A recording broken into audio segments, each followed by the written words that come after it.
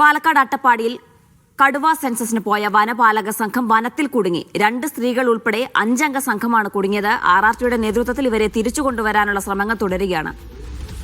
സാജിദ് അജ്മലുണ്ട് പാലക്കാട് നിന്നും. സാജിദ്, ഇപ്പോൾ ലഭിക്കുന്ന വിവരം എന്താണ്? ഇവർ എവിടെയാണെന്ന് എന്തെങ്കിലും വിവരം ലഭിച്ചിട്ടുണ്ടോ?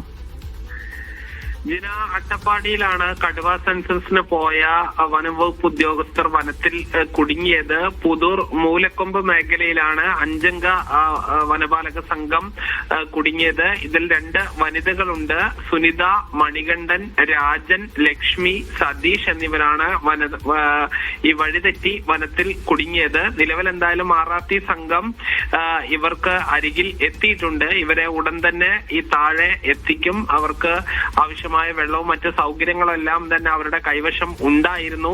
നിലവിൽ ആശങ്കപ്പെടേണ്ട സാഹചര്യമില്ല. അവർക്ക് വെള്ളവും വെളിച്ചവും ഉൾപ്പെടെയുള്ള എല്ലാ സംവിധാനങ്ങളും എത്തിച്ചിട്ടുണ്ട്. ഏതാണ്ട് ഒരു അരമണിക്കൂറിനുള്ളിൽ തന്നെ ഇവരെ താഴെ വനം വകുപ്പ് ഓഫീസിലെത്തിക്കും.